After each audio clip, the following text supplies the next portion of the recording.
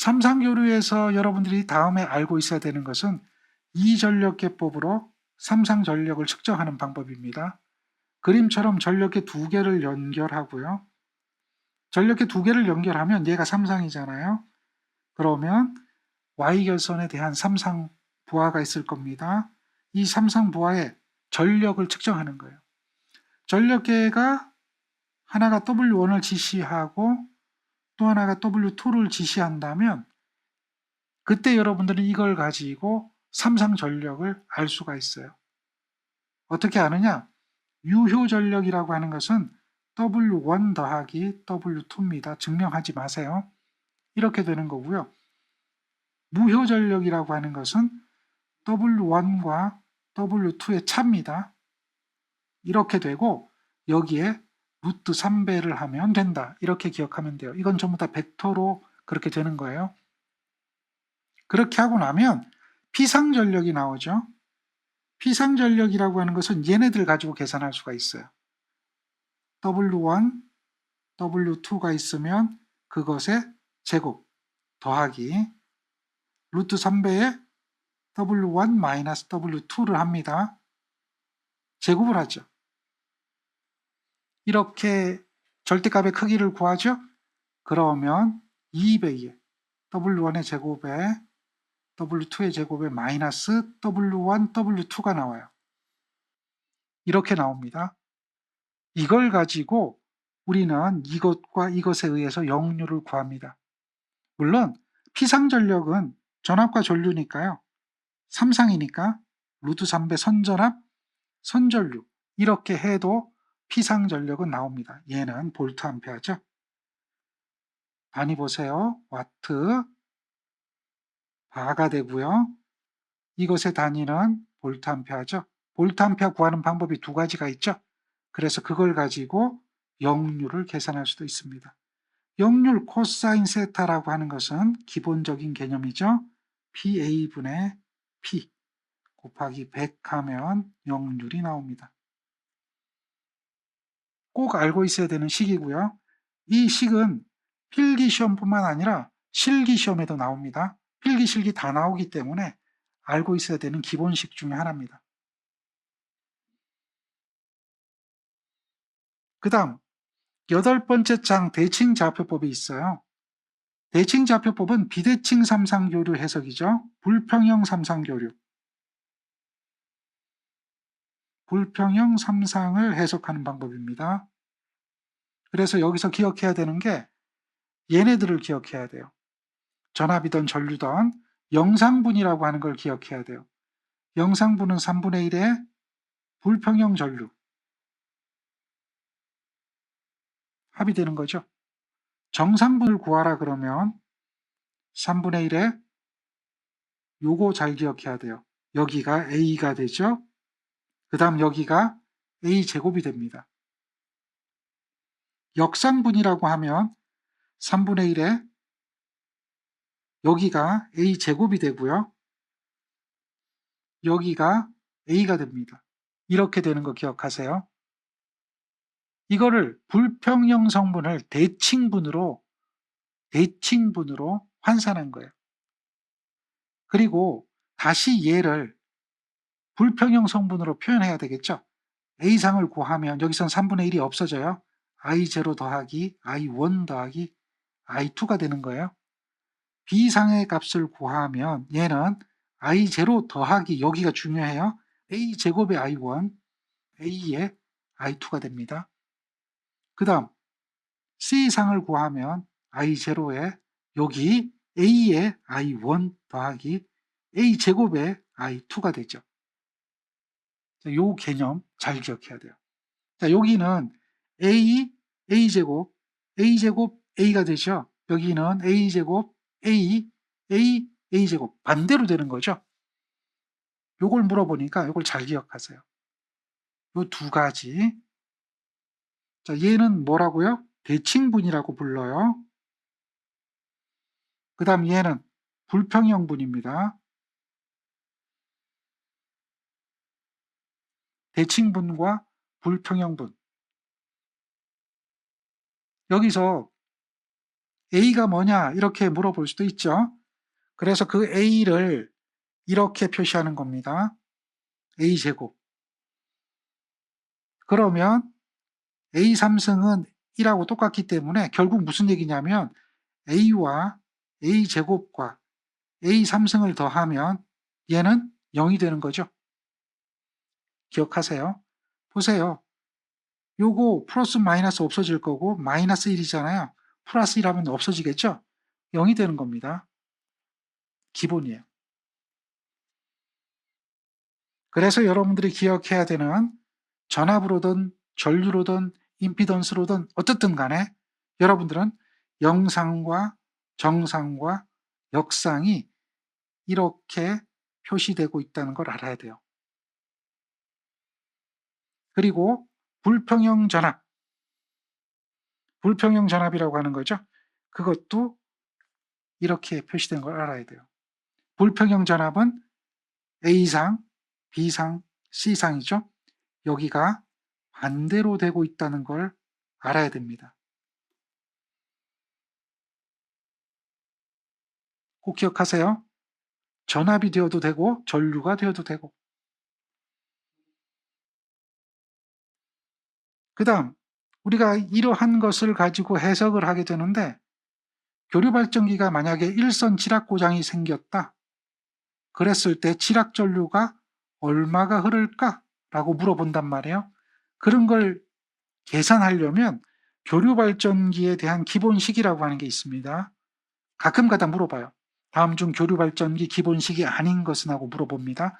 그랬을 때 대답하면 돼요. 원래 이 식을 보면 여기에도 이렇게 보면 돼요. E0라고 하는 값이 있었다. V0는 기전력이 있는데 제로고 제로입니다. 이게 무슨 뜻이죠?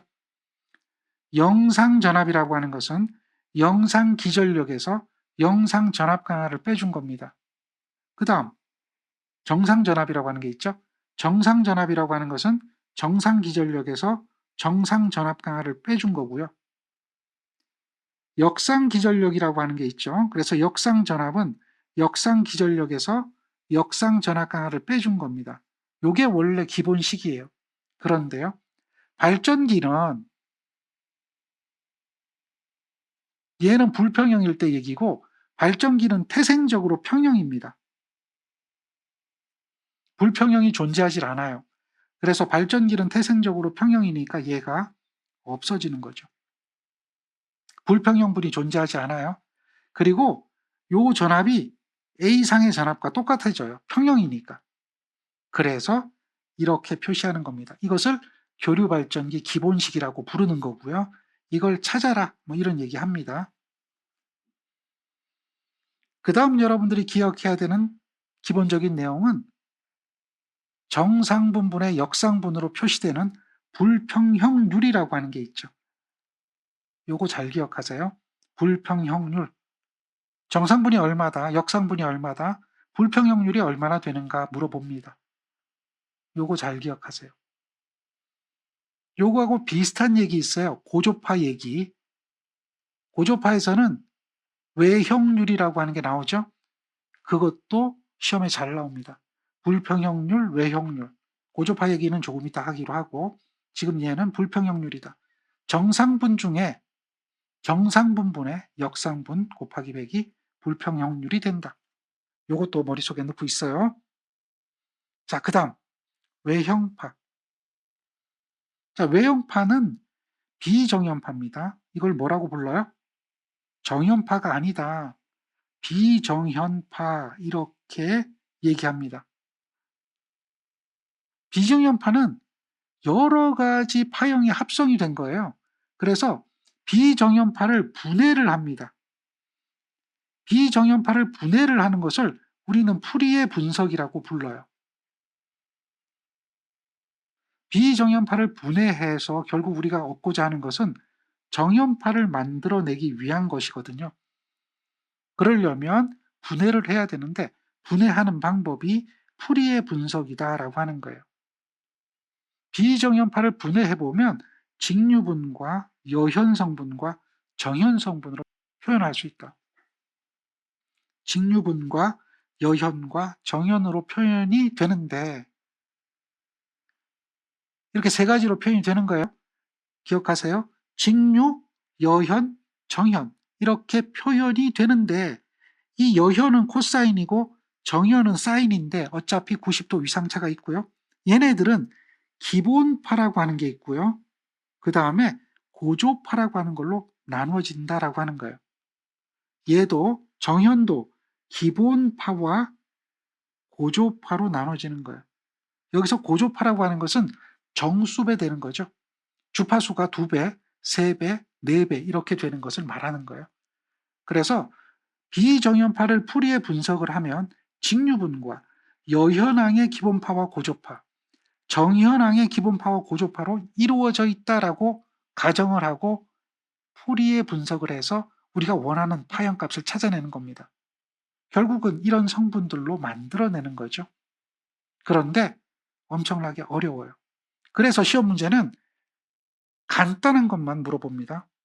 어떤 걸 물어보느냐? 풀이의 분석을 하니까 되게 어렵거든요.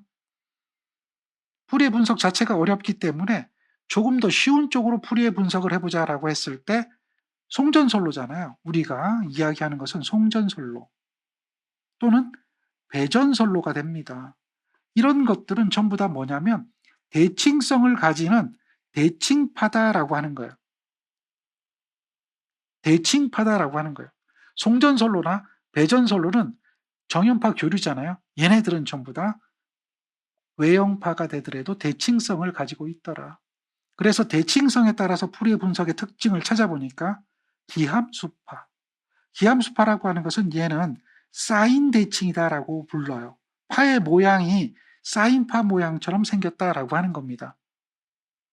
기함수파, 사인 대칭.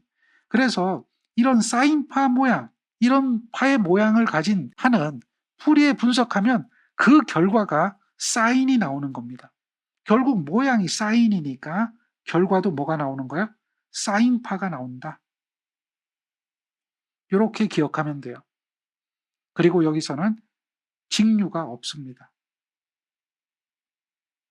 기함수파에 대한 특징이죠. 그 다음 우함수파라고 하는 게 있어요. 우함수파는 얘는 여현 대칭입니다. 여현. 우함수는 여현. 여현이니까 코사인 대칭이죠. 코사인 대칭인데 파의 모양이 코사인의 모양을 띠고 있습니다. 이렇게 보면 코사인이 되는 거죠. 그런 모양을 띠고 있는 거예요. 그래서 얘는 풀이의 분석을 해보면 결국 뭐가 나오죠? 코사인 항만 존재하는 거예요. 그리고 플러스 직류도 존재합니다. 얘의 특징이 그래요. 정현 대칭은 직류가 없는데 여현 대칭은 직류가 존재합니다. 요게 특징이죠. 그 다음 반파대칭이라고 하는 게 있어요. 반파대칭. 반파대칭은 뭘 얘기하냐면 X축 대칭이에요. 여기죠, 여기. 여기가 X축이죠. 지금은 대칭이 아닌 것처럼 보이죠? 반주기 이동하세요. 반주기를 이동하면 파형이 어떻게 됩니까? 반주기 이동한 거죠. 요것을 반주기 요만큼 이동한 겁니다. 이동을 하니까 그 다음에 X축에 의해서 대칭이 되는 걸 확인할 수가 있겠죠. 반주기를 이동하면 X축 대칭이 된다. 이렇게 반주기 이동해서 X축 대칭이 되는 반파 대칭파는 풀이의 급수 전개라면 공통적인 것이 홀수만 존재합니다. 홀수. 홀수파만 존재한다. 이런 특징이 나와요. 그래서 우리가 고조파 하면 짝수 고조파는 생각을 안 하는 거예요. 왜? 반파 대칭이니까 홀수만 존재하니까 짝수는 제거돼 버리니까 홀수파만 존재하니까 라고 하는 것 때문에 그렇습니다. 따라서 이걸 정리하면 이렇게 되는 거죠. 기함수파 얘는 무슨 대칭이라고 그랬어요? 정현 대칭이라고 그랬어요. 정현항만 존재하죠. 우함수파 여현대칭이죠. 여현항만 존재하는 겁니다. 대신 또 직류도 있어요. 반파대칭은 홀수차만 존재합니다. 그러면 이렇게 보면 돼요. 만약에 정현대칭이고 그러면서 반파대칭이다. 이렇게 되면 어떻게 될까요? 정현대칭이고 반파대칭이면 당연히 사인의 홀수항만 존재하겠죠? 사인의 홀수항만 존재한다. 이렇게 볼 수가 있겠죠? 그 얘기 당연한 겁니다. 그래서 그런 것들을 직접 풀이 급수 전개하지 않고 여기에 있는 이 데이터를 가지고 활용해서 답을 찾아낸다라고 이해를 하면 됩니다. 기억해야 되는 시기예요. 총정리하는 겁니다. 여러분들 외우고 있어야 되는 시기예요. 이론을 설명하는 거 아니에요. 이론을 알고자 한다면 기본 과정 들으세요. 그 다음 비정연파라고 하는 게 있죠. 얘는 비정연파, 외형파입니다. 이러한 비정연파, 외형파의 시력값은 어떻게 구하느냐라고 물어요. 이렇게 보면 돼요. 모든 파가 있어요. 그래서 그걸 뭐라고 하냐면 각파라고 그래요. 그것에 시력값이 있을 겁니다. 그 시력값이 있다면 시력값이 여러 개 존재하겠죠. 그 시력값의 제곱을 합니다. 그리고 그것을 합을 합니다. 그리고 그걸 다시 제곱을 했기 때문에 제곱근을 씌워주는 겁니다. 이것을 비정연파의 시력값이라고 불러요. 각 파의 시력값의 제곱의 합의 제곱근. 기억해야 됩니다. 따라서 모든 파에 시력값이 있다면 그것의 제곱의 합의 제곱근을 통해서 우리는 비정연파의 시력값을 구한다. 이렇게 이해하면 됩니다. 시험 문제 잘 나오죠? 그 다음 외형률이라고 하는 게 있다고 그랬죠? 자, 조금 전에 여러분과 같이 이야기해 보는 것 중에 하나가 뭐가 있었습니까? 불평형률이라고 하는 게 있었죠? 불평형률은 정상분분의 역상분이 얼마냐? 이렇게 했죠. 정상분분의 역상분분의 정상분에 대한 역상분의 비가 얼마인가라고 하는 그 부분을 불평형률로 했다면 여기서 말하는 외형률은 일그러짐률이고요. 얘는 기본파 시력값분의 기본파 제외입니다. 여기서는 기본파가 제외가 돼야 돼요. 제외하고 나서 나머지 고조파에 대한 시력값 그렇게 보면 돼요. 비슷하죠? 기본파고요. 기본파가 없죠. 그리고 뭐예요? 각 파의 시력값의 제곱의 합의 제곱근 이렇게 되는 시력값입니다. 그러니까 기본파를 제외한 고조파들에 대한 시력값과 기본파죠. 이해가 되죠? 기본파와 기본파를 제외한 각 파의 시력값의 제곱의 합의 제곱근이다. 그 비를 뭐라고 하는 거예요? 외형률이라고 부릅니다. 자, 여기서 우리는 고조파라고 하는 개념을 이해를 해야 돼요. 고조파다. 여기서 제3고조파 이렇게 얘기하면 3고조파는 크기는 3분의 1배가 되는 게 일반적이고요. 주파수는 몇 배가 됩니까? 3배가 되는 것이다. 이렇게 생각하면 거의 맞아요. 그리고요. 고조파는 상회전을 합니다.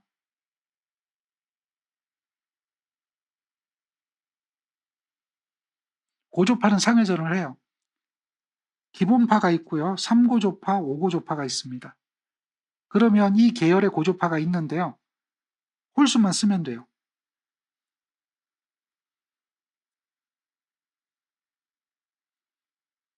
이렇게 홀수만 쓰면 돼요. 그랬을 때 여기 1 뒤에 서 있는 거 얘네들 상회전 한다고 그랬죠?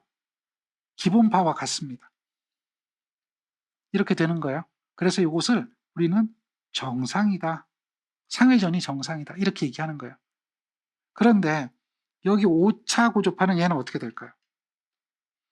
이쪽. 여기는 같은 거라면 여기는 반대. 그래서 상회전이 어떻게 돼요? 역상으로 가는 겁니다. 그러면 얘는 어떻게 될까요? 얘는 상회전 없어요. 상회전 자체가 존재하지 않습니다. 동상이죠. 같은 위상입니다. 3고조파, 9고조파, 15고조파 이 계열은 상회전이 없다. 위상차가 없습니다. 그래서 같은 각도를 가지고 있는 영도인 그러한 고조파 성분들이다. 이렇게 기억하면 돼요. 주파수가 3배가 되면 같아진다는 얘기죠. 그 이야기를 기억하세요. 그리고 또 하나 더 기억해야 될 이야기, 굉장히 중요한 이야기죠. 어떤 걸 기억해야 되냐면 이겁니다. 주파수가 올라가면 고조파가 되는 거죠. 고조파가 되면 결국 무슨 얘기죠? 주파수가 n배가 되면 이런 얘기가 되는 거예요. 주파수가 n차가 되면 그 얘기는 유도리액턴스 E-FL에서 주파수가 커집니다. 그러니까 얘는 E-NF 이렇게 되겠죠. 용량 리액턴스는 E-FC분의 1이 되죠. 그러니까 얘는 E-NFC분의 1이 되죠. 이 이야기는 유도 리액턴스는 n배가 된다라는 이야기가 되는 거고요. 용량 리액턴스는 n분의 1배가 된다라고 얘기하는 거예요. 쉽게 얘기하면 기본파 임피던스가 존재합니다. 기본파 임피던스는 R 플러스 J의 오메가 1인 거예요. 그러면 얘가 3고조파 임피던스가 되면 어떻게 될까요? 저항은 변함이 없겠죠? 그렇지만 얘는 3배 오메가 1이 됩니다. 왜? 주파수가 3배가 되니까요. 그런 얘기 하는 거예요. 기본파, 3고조파, 3배. 이렇게 할 수도 있겠죠. 기본파 임피던스가 R-J의 오메가 C분의 1이다. 이렇게 되는 거죠. 그러면 3고조파 임피던스는 어떻게 될까요? R은 그대로겠죠. 마이너스인데요. 여기가 어떻게 되죠? 오메가 C분의 1인데 3이 들어가죠. 이렇게 되는 거예요. 그러니까 3분의 1이 되는 거죠. 여기는 3배가 되는 거고 여기는 3분의 1배가 되는 걸 확인할 수가 있는 거죠. 기본파 임피던스를 가지고 3고조파 임피던스를 구한 거예요. 5고조파도 마찬가지고 7고조파도 마찬가지가 되겠죠. 요게 그 배수만큼 주파수에 따라서 달라진다. 이것을 이야기하는 겁니다. 그래서 3고조파 전류에 대한 시료값을 구하라. 이런 얘기 할 수도 있는 겁니다. 그 다음 비정연파 전력 구하는 방법인데요. 간단해요. 전력은요 똑같은 것끼리 이렇게 생각하면 돼요. 주파수가 같은 성분끼리 전력이 존재한다. 주파수가 다르면 전력이 존재하지 않는다. 이렇게 기억하는 거예요. 직류분끼리, 기본파끼리, 2고조파끼리, 3고조파끼리 자기들끼리만 주파수가 같은 것들만 전력이 존재한다. 서로 주파수가 다르면 전력이 존재하지 않는다. 그래서 지금처럼 주파수 같은 것, 주파수 같은 것, 주파수 같은 것들만 전력이 존재한다. 서로 주파수가 다르면 전력은 0이다. 이렇게 생각하면 간단합니다. 자, 이렇게 해서 여러분들이 이제 그 9번째 장까지 요약을 한 겁니다. 이거는 머릿속에 넣고 있어야 되는 이야기지 이걸 잊어먹고 있으라는 얘기는 아닙니다. 그 다음 10번째는 2단자망입니다. 2단자망에서는 구동점 임피던스를 구하라, 0점과 극점을 구하라 이런 얘기가 나옵니다. 어려운 건 안 나와요. 그것만 나와요. 그래서 이렇게 기억하면 돼요. 우리가 이 구동점 임피던스를 구하라 했을 때 보통 임피던스 하면 리액턴스 하잖아요. 그러면 j2의 오메가 L 하잖아요. 이것을 SL로 표현했다 이렇게만 생각하시면 돼요. 다시 말해서 S를 j2의 오메가 형태로 만들어 놓고 임피던스를 구했다. 그럼 똑같아요. 이것을 생각하고 임피던스를 계산하시면 되고, 그리고 나서 임피던스의 값이 나오잖아요. 임피던스의 값이 이런 회로든 구해보면 나올 겁니다. 그렇게 해서 임피던스 값이 나오면 얘는 이렇게 나올 겁니다. S 플러스 3, S 플러스 4, S 플러스 1, S 플러스 2 뭐 이런 형태로 나올 거예요. 여기서 S라고 하는 것은 무엇을 의미하는 거죠? j2의 오메가를 의미하는 거라고 얘기해드렸죠. S는 뭐라고요? j2의 오메가입니다. 그래서 이렇게 나오면 이걸 가지고 0점과 극점을 구하는 거예요. 0점은 뭐냐? ZS가 0이 되는 S의 근이 존재하겠죠. 0점입니다. ZS가 무한대가 되는 S의 근이 존재하겠죠. 극점입니다. 그 얘기하는 거예요. ZS가 0이 되는 S의 근. ZS가 무한대가 되는 S의 근. 그러면 보세요. 얘가 0이 되려면 분자가 0이 돼야 되겠죠. 얘는 어떻게 나오죠? 마이너스 1과 마이너스 2가 될 겁니다. 이거 같은 경우는 어떻게 나오죠? 무한대가 되려면 분모가 0이 돼야 되겠죠. 그래야 0분의 어떤 수해야 무한대가 될 거니까, 그러면 S는 마이너스 3, 마이너스 4 이렇게 되겠죠. 이게 0점과 극점이에요. 0점을 구하라, 극점을 구하라 이런 문제 나오거든요. 그랬을 때 이런 의미를 알아야 돼요. 여기서 0이 된다는 얘기는 무엇을 얘기하는 거죠? 0이라는 얘기는 회로가 단락된 상태를 말한다. 무한대가 된다는 얘기는 회로가 개방된 상태를 말한다. 다시 말해서 회로를 단락하고 S의 근을 구하는 거고, 회로를 개방하고 S의 근을 구하는 게 0점과 극점이다라고 하는 거죠. 이 0점과 극점은 제어공학에서 또 중요한 요소가 됩니다. 안정도를 판별하거나 하는 용도로 쓰이거든요. 기억하시고 정리하고 있어야 됩니다. 그 다음 두 가지 회로를 기억하세요. 똑같은 그림이에요. 여기서 이렇게 가는 거와 여기서 이렇게 오는 것 똑같은 그림이 되는데, 이걸 우리는 뭐라고 얘기하냐면 역회로라고 얘기해요. 동일한 기능을 갖는 반대 개념의 회로, 역회로. 그런데 이런 역회로가 성립하려면 조건이 있어요. 어느 때? 주파수와 무관할 때. 주파수하고 관계가 없을 때 역회로가 성립하거든요. 주파수와 관련이 없을 때 역회로가 성립하는데, 그때의 역회로 조건, 그게 뭐예요? 정저항 조건입니다. 이 정저항 조건은 주파수와 무관한 조건이에요.